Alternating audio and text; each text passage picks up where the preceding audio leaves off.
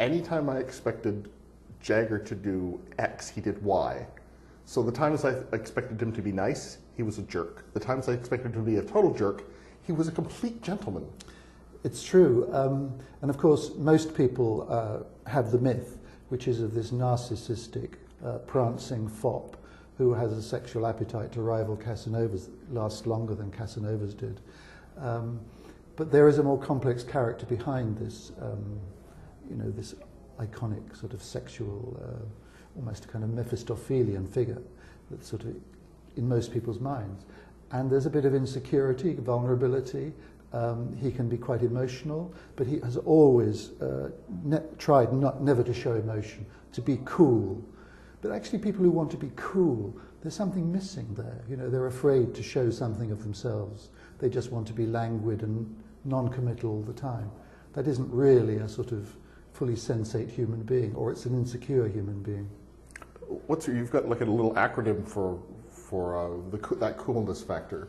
Yes, well, there's it's the tyranny of cool, which means that he tyrannizes himself into not showing emotion. But any sort of woman who's tried to have a meaningful relationship with him, or certainly up until Jerry Hall, could not do it. It was like trying to sort of make love to a Dalek. There were these sheets of sort of reflecting metal, and then somewhere inside was buried the real creature. On the other hand, even though the women don't, he seems to be like, his kids seem to just adore him. That's another paradox, yes. You see, there's a melancholy history of treating women badly, not every one, and not when he was first starting out as a very young man. He had 2 relationships where both the women say he was sweet, charming, vulnerable, generous. But in general, his record with women is rather dismal, and yet he has 7 children by 4 different women. And we know what rock stars' kids tend to be like, but these rock star kids aren't screwed up, and they adore their father, and they even like each other. And they even like each other. Yes, they treat each other as brothers and sisters from so different sort of mothers. And you would think there would be competitiveness.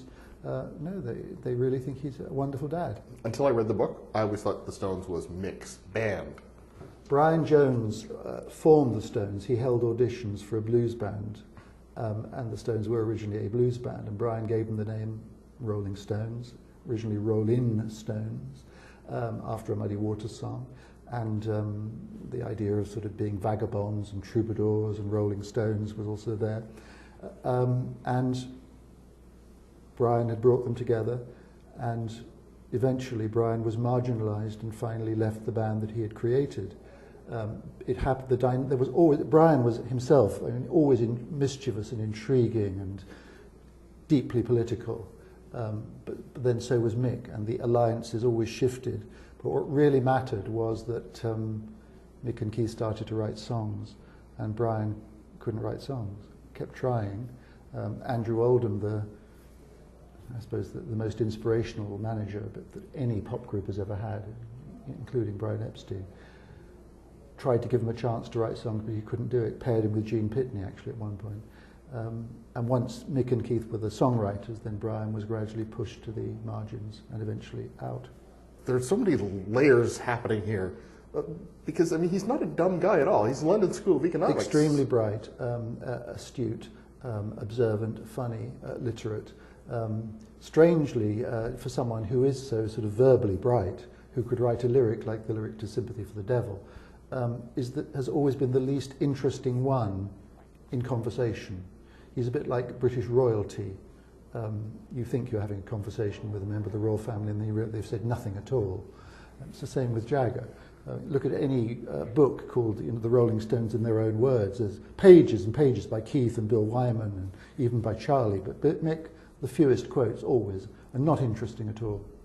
And claims not to remember anything. Well, that's the weirdest thing. That's almost, to me, a kind of psychosis, quite honestly, because with a career like that, with things that have happened, the career highs and lows in his career, impossible to remember going to Brixton Prison or meeting Muddy Waters or reading a Shelley poem in Hyde Park to 250,000 hippies.